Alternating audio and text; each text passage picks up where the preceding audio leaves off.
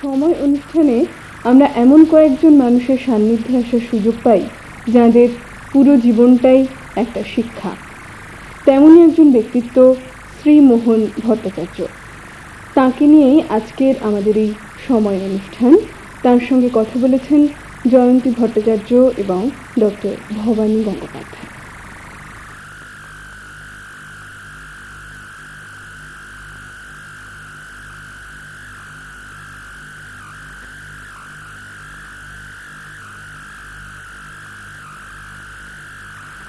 প্রাচীনকাল থেকে ভারতে যে সারস্বত সাধনার ধারা ভারতীয় দর্শনে চলে আসছে, সেই মহিমাময় ঐতিহ্যের সার্থক প্রতিনিধি হচ্ছেন পণ্ডিত প্রভু শ্রী শ্রীমোহন ভট্টাচার্য মহাশয়। তার অপার পাণ্ডিত্যের সঙ্গে তার অনন্ত বিনয় তার চরিত্রকে উজ্জ্বল বৈশিষ্ট্য দান করেছে। আজ আমরা এই অনুষ্ঠানে সেই পণ্ডিত প্রভুর কাছে কিছু কথা বলবো। আজ আমরা এখানে এসেছি তারই জন্য, যার মাধ্যমে, তার কথার মাধ্যমে বর্তমান প্রজন্মের মানুষ তার দার্শনিক চিন্তাধারার সঙ্গে পরিচিত হবেন এবং নিজেদের জীবনচর্যার সঙ্গে শাস্ত্রবিধির সংযোগ সম্বন্ধে কিছুটা অবহিতও হবেন। আজ আমাদের সঙ্গে এসেছেন পণ্ডিত মশাই, আর সঙ্গে রয়েছেন ডক্টর ভবানী গাঙ্গুলি। ওনারই সঙ্গে উনি গবেষণার কাজে নিযুক্ত, আমাদের গোলপাক রামকৃষ্ণ মিশনের সঙ্গে যুক্ত। পণ্ডিত মশাইও সেখানে রয়েছেন, ভবানীজিও সেখানে রয়েছেন। আজ ভবানীর দিকেও বলবো ওনার কাছে কিছু প্রশ্ন রাখতে, উনি রাখবেন। আমি পণ্ডিত মশাইয়ের কাছে প্রথম প্রশ্ন করব, পণ্ডিত মশাই, আপনি যে এই ভারতীয় দর্শন শাস্ত্রে চর্চা শুরু করেন, কবে, কোন বছরে, কত বছর বয়সে এবং কোথা থেকে শুরু করেন এবং কেনই বা শুরু করেন? এত সাবজেক্ট থাকতে, বিষয় থাকতে আপনি দর্শন শাস্ত্র নিয়েই বা কেন শুরু করলেন, সেটা যদি একটু আমাদের কাছে বলেন। এটা আসলে দুটো ব্যাপার আছে। একে তো অনেক দিনের আগের কথা বলা হচ্ছে, আমাদের জীবন তো 88 বছর আমার বয়স হয়ে গেল। কাজেই সেই পড়াশোনার আরম্ভের কথা বলতে গেলে তখনকার পরিস্থিতির কিছু পর্যালোচনা করা দরকার। সেটা এখন সম্ভব নয় এই অল্প সময়। যাই হোক, মোটের পর আমি প্রথমত ক্লাস 6 স্ট্যান্ডার্ডে পড়াশোনা করি। সেই পড়াশোনা করে আমার ইংরেজি শিক্ষা বলতে যা সেটা মোটামুটি শেষ হয়ে গেল। তারপর কাশিতে আমি চলে গেলাম। কাশি গিয়ে আমি পড়াশোনা আরম্ভ করলাম। ভারত বিখ্যাত যে সমস্ত অধ্যাপক ছিলেন তৎকালে, তাদের কাছে আমিও পড়াশোনা, ব্যাকরণ, সাহিত্য, এইসব বিভিন্ন শাখায় পড়াশোনা করি। তারপর ন্যায়শাস্ত্র পড়া আরম্ভ করলাম, যা নাকি আমার বাবার বিশেষ ইচ্ছা ছিল যে আমি ন্যায়শাস্ত্র পড়ে খুব বড় একজন অধ্যাপক হই, এরকম একটা ইচ্ছা ছিল। সেই ইচ্ছাটা আমার বহুকাল পর্যন্ত ছিল এবং আমি সেই অনুযায়ী খুব ভালোভাবে ন্যায়শাস্ত্র আমি পড়াশোনা করি। এবং সেটা কাশিতে আমি ছিলাম এই 10-11 বছর। 7 বছরে আমি কাশিতে যাই। তারপর 10-11 বছর আমি কাশিতে ছিলাম। কাশিতে পড়াশোনা করে আমার দাদা মারা যান। মারা যাওয়ার পর আমি আবার দেশে ফিরে আসি। ফিরে এসে আবার দেশে গৌরীপুর, ময়মনসিংহ জেলার অন্তর্গত গৌরীপুরে আমি ন্যায়শাস্ত্র পড়া আবার নতুন করে শুরু করি। যাই হোক, এইভাবে আমি ন্যায়শাস্ত্রের একটা প্রেরণাও এবং প্রাথমিক শিক্ষা প্রায় ওইখানেই শেষ করি। তবে এই গৌরীপুর থাকতে আমি যা পড়াশোনা করেছি সেটা নানা কারণে আমার কাছে খুব স্মরণীয় হয়ে আছে। কারণ আমার অধ্যাপক ছিলেন মহা উপাধ্যায় কালীকৃষ্ণ তত্ত্বতীর্থ। তিনি খুবই বিখ্যাত ছিলেন।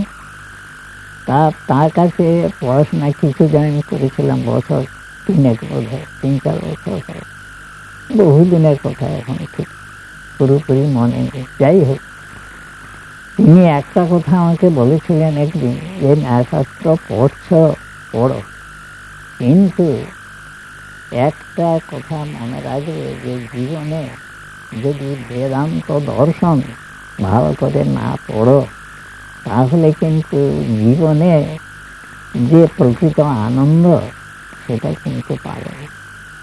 শাস্ত্র পড়ার যে আনন্দ সেটা তোমাকে বেদান্ত দর্শন পড়লেই পেতে পারো তুমি। সেইটা আমার কথাটা মনে রাখবে তুমি ন্যায়শাস্ত্র পড়তে পড়ো। তো এই শাস্ত্রটা সেখানে প্রশ্ন আছে, এই যে বেদান্ত শাস্ত্র আজকের জীবনে এই বেদান্তের সঙ্গে কি তাৎপর্য সেটাও তো খানিকটা মানুষ বুঝতে পারবে না। আপনি কেমন করে বুঝলেন যে বেদান্তটা জীবনের সঙ্গে? না, তখন আমার কিন্তু এটা কেবল একটা আমার প্রবৃত্তি উনি জন্মিয়ে দিয়েছিলেন গোড়াতে, সেইটাই বলছেন যে আমার যেটা ভবিষ্যতের বেদান্ত দর্শন আমাকে পড়তে হবে, এরকম একটা প্রবৃত্তি আমার ভেতরে তিনি জন্মিয়েছিলেন বহু কাল আগে। তারপর আমি ন্যায়শাস্ত্র পড়ি নবদ্বীপে এসে সমস্ত ন্যায়শাস্ত্রের বিভিন্ন যেসব শাখা আছে, শব্দখণ্ড, অনুমানখণ্ড, প্রাচীন ন্যায়, এসব অনেক রকমের আছে শাখা, সেই সমস্ত আমি ওই নবদ্বীপে পড়াশোনা করি। তারপর আমি কলকাতার সংস্কৃত কলেজে বেদান্ত দর্শন পড়তে মহা উপাধ্যায় যোগেন্দ্রনাথ চক্রবেদান্ত তীর্থ মহাশয়ের শরণাপন্ন হই এবং সেখানে আমি বেদান্ত দর্শন কয়েক বছর পড়াশোনা করি। বেদান্ত, মীমাংসা, সাংখ্য এসবই একই সঙ্গে আমি পড়াশোনা করেছি।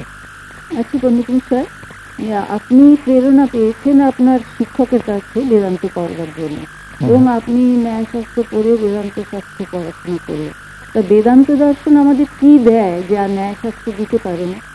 বেদান্ত আমাদের দেশে যে সদর্শন বলে একটা কথা আছে, 4 ভাগ থেকে আরম্ভ করে আমাদের যে দার্শনিক চিন্তা, সেটা 4 ভাগ দর্শনের থেকেই শুরু হয়েছে। মানে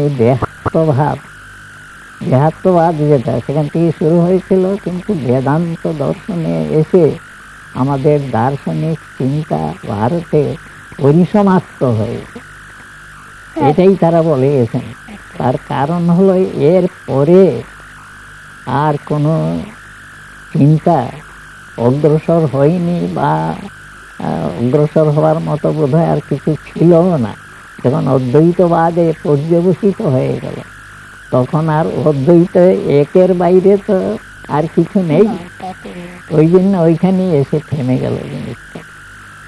কিন্তু এবং প্রত্যেক দার্শনিকই কিন্তু এটা প্রকারান্তরে স্বীকার করে গেছেন যে আমাদের শেষ পথ দেখিয়েছে বেদান্ত দর্শন। এটা কিন্তু অন্যান্য দার্শনিকরাও স্বীকার করেছেন, যারা ন্যায় দর্শন, সাংখ্য দর্শন বা যোগ দর্শন, অন্যান্য সব দর্শন, এটা কিন্তু ওরা বলে গেছেন যে চরম দর্শন হচ্ছে। মানে আমি কি এটা বলতে পারি যে মানুষ যতদিন না তার আত্মস্বরূপটাকে জানতে পারছে, ততদিন আমাদের জ্ঞানের পরিসমাপ্তি নেই? হ্যাঁ, ততদিন আমাদের জ্ঞানের পরিসমাপ্তি নেই, কথাটা ঠিক। কারণ দর্শনের আরম্ভটাই হচ্ছে আমাদের এই যে জীবন দর্শন। দর্শন মানে হচ্ছে জীবন দর্শন, জীবনের সম্বন্ধে জ্ঞান। জীবনের সম্বন্ধে আমাদের যাতে একটা আমরা উদ্বুদ্ধ হই, আমাদের জীবনকে কত রকম নিয়ে আমরা জীবনে আছি, কিন্তু আমাদের এই যে এইখান থেকে আমাদের সূত্রপাত, জন্মের প্রথম কিন্তু এই অহম যে আমি, আমার থেকেই আমার জগতের সূত্রপাত। এরকম প্রত্যেক জীবেরই তাই, নিজের ওই যে অহম, এই অহমের থেকেই আমাদের জীবন শুরু। ওই অহমটা প্রথমেই আমরা বুঝি জীবন, আর কিছুই বুঝি না, জানি না, কিন্তু অহম সম্বন্ধে আমরা সচেতন। মায়ের কোলে এসেই প্রথম ওই আমি বুদ্ধিটা আমার বেশ পুরোপুরি আছে, কিন্তু আর কিচ্ছু বুদ্ধি নেই। কী করে বাঁচব, ছেলে কাঁদতে হবে, মা আশ্রয় দিবে, এই যে একটা অনুভূতি, নিজের ক্ষুধা, কী করে নিজে বাঁচব, এই অহম বুদ্ধি থেকে এই সমস্ত জিনিস আসে। তারপরে ধীরে ধীরে ক্রমশ ভাই বোন মা বাবা যাই হোক, এই ক্রমশ জগতের সঙ্গে আমাদের পরিচয়, কিন্তু ওইখান থেকে শুরু। বেদান্ত দর্শন এই জিনিসটা যে জিজ্ঞাসা করলে, আমরা যাকেই জিজ্ঞাসা করি তোমার নাম কি, পরিচয় কি, সকলেই আমরা একই কথা বলি। আমার নাম সকলেই বলি আমি, আর যা কিছু বলি সব কিন্তু কৃত্রিম। আমি অমুকের ছেলে বা আমি বাঙালি ইত্যাদি যাই যাই বলি না কেন, এই সব কিন্তু কৃত্রিম। এটা আসল পরিচয় আমার নয়। আসল পরিচয় দিতে গেলে আমাকে জিজ্ঞেস করলে আমি বলবো আমি। আবার এই যে এরা বসে আছেন, আপনারা বসে আছেন, সকলকেই জিজ্ঞেস করলে সকলেই বলবে আমি। কিন্তু একটাই কি আমাদের সকলের নাম, এইটি আশ্চর্য। প্রত্যেকেই বলে আমি। এইটি আমিটাই হচ্ছে আমার আসল পরিচয়। এটা আমার মা বাবা বংশ দেশ এই সমস্ত সঙ্গে দাগ ধারে না। কিন্তু এই যে জিনিসটা অহম বুদ্ধি, এটা কি সেটা কিন্তু আমরা জীবনে বুঝাতে পারি না। কতটুকু আমার হাত আমি, না পা আমি, না এই শরীরটা আমি, না এর বাইরে আমার অস্তিত্ব আছে। আমার সম্বন্ধে আমাদের কোনো কৌতূহল নাই জগতে। দুনিয়াকে খুঁজে বেড়াচ্ছি, কোথায় কি অন্যের সমালোচনা করছি, অন্যের ভালো মন্দ বিচার করছি, কিন্তু আমি কি, এই প্রশ্নটা সারা জীবনেও জাগলো না। যেটা সবচেয়ে আগে জায়গা আমার উচিত ছিল, আমার নিজের পরিচয়, সেইটাই জানি না। আর দুনিয়ার পরিচয় করে বেড়াচ্ছি, ভালো মন্দ করে বেড়াচ্ছি। এই জন্যই বেদান্ত শাস্ত্র। এই যে আপনি এত উপাধি পেয়েছেন, মহাপদ্মা উপাধি, তিরুপতি থেকে একটা মহাপদ্মা উপাধি পেয়েছেন, রাষ্ট্রপতি স্বর্ণপদক উপাধি পেলেন, তো এগুলো পেয়ে আপনার কিরকম মনে হলো? এগুলো পাবার পর আপনার কি এইটা আমার খুব একটা কিছু মনে হয়নি। কিছু মনে হয়নি, তার কারণ হলো এমন জীবনে একটা বয়স গিয়েছে যখন বাস্তবিক এইসব পেলে বেশ আনন্দ হতো, কিন্তু সে বয়সটা আমি বহুদিন আগে পার হয়ে গেছি। কাজেই যে বয়সে এই সমস্ত উপাধি টুপাধি হয়েছেন, আমার মনে হয় এগুলো কিছু নয়।